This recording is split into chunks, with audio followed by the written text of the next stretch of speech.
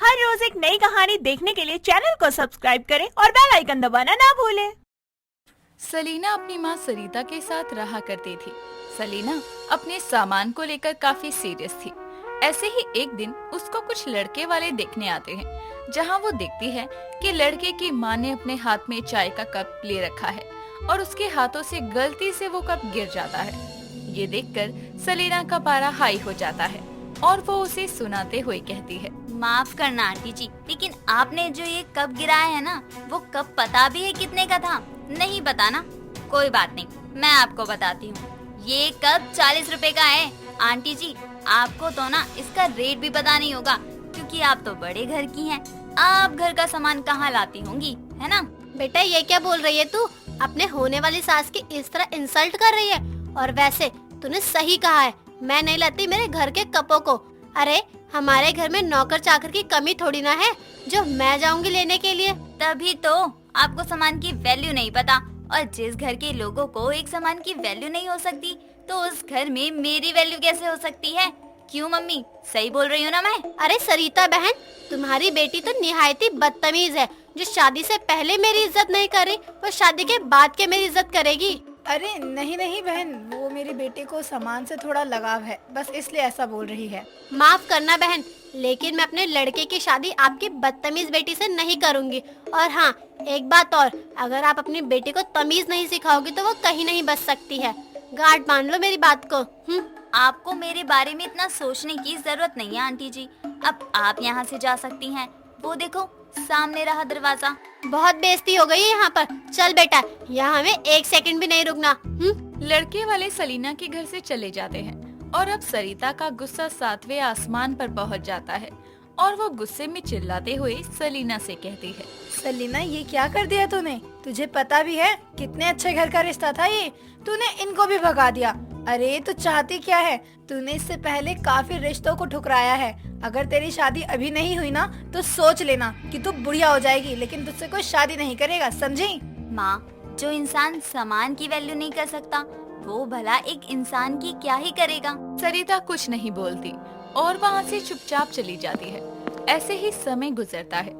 एक बार फिर सलीना को अंश नाम का लड़का और उसकी माँ रमीला देखने आते हैं। अंश काफी स्मार्ट और पढ़ा लिखा था और अंश को सलीना पहली ही नजर में पसंद आती है। साथ ही अंश की माँ रमीला को भी सलीना भा जाती है और इस तरह उन दोनों का रिश्ता पक्का होता है। कुछ समय में उन दोनों की शादी होती है। शादी के बाद सलीना रमीला के घर की सारी जिम्मेदारियां बखूबी निभाती है। एक सुबह नाश्ता करते हुए रमीला अपनी बहू की तारीफ में कहती है, हाय मेरी बहू कितनी अच्छी और संस्कारी है। घर का सारा काम संभाल रखा है मेरी बहू ने, तो खाना भी कितना अच्छा बनाती है। इतना बोलकर रमीला नाश्ते की टेबल से उठकर झूठे हाथों से फ्रिज को खोलती है और झूठे हाथों से ही पानी पीने लगती है। ये देख एक बार फिर सलीना को गुस्सा आता है और वो अपनी सास को गुस्से में कहती है, मम्मी जी, क्या हो गया बहू, इस तरह क्यों चिल्ला रही है जैसे कोई भूत देख लिया हो? भूत का तो पता नहीं, लेकिन आपको झूठे हाथों से फ्रिज छूते हुए देखकर मेरा पारा हाई हो गया है। हाय, तो कौन सा गुनाह कर दिया मैंने जो तू मुझ पर चिल्ला रही है? और वैसे भी ये मेरे बेटे को दहेज में मिला है, तो तू मेरे बेटे की चीज पर इस तरह चिल्ला नहीं सकती। सासू माँ, तो आप कान खोलकर सुन लीजिए। आपके बेटे को जो दहेज में मिला है ना, वो मेरे मायके से आया हुआ है। हाय दैया, मैं तो अभी अपनी बहू की इतनी तारीफ कर रही थी, लेकिन देखो तो कैसे अपनी सास से मुंह चला रही है। सही बात है, बहू की कभी तारीफ नहीं करनी चाहिए। तो मम्मी जी, आप काम ही ऐसे कर रही हैं जिससे मैं आपके ऊपर चिल्लाऊं? बेटा अंश, अरे ओ अंश, देख रहा है तेरी लुगाई मुझ पे कैसे चिल्ला रही है, साथ ही मुझसे जुबान लड़ा रही है। आपका बेटा आपकी बकवास सुनने के लिए यहाँ पर नहीं है मम्मी जी, वो ऑफिस गए हुए हैं। और हाँ, आप कुछ भी कीजिए, मुझे फर्क नहीं पड़ता, लेकिन फ्रिज के साथ ऐसा वैसा कुछ नहीं होना चाहिए। इतना कहकर अब सलीना वहाँ से चली जाती है और एक साफ गीला कपड़ा लाकर अपने फ्रिज को साफ करती है। कुछ समय बाद वो वहाँ से चली जाती है। शाम को अब अंश आता है और अंश को रमीला आज की बहस के बारे में सब बताती है, जिसके बाद अंश अपने कमरे में जाता है और अपनी पत्नी सलीना से कहता है, सलीना, तुमने माँ को क्या कहा है? क्या कहा है अंश? वो तो तुम्हें पता होगा ना कि आखिर तुमने माँ को क्या कहा है। मैंने तो कुछ नहीं कहा। बाकी पता नहीं तुम्हारी माँ तुम्हें किस बारे में क्या बता रही है। मैं फ्रिज वाली बात पूछ रहा हूँ सलीना। हाँ तो क्या गलत बोल दिया मैंने तुम्हारी माँ को?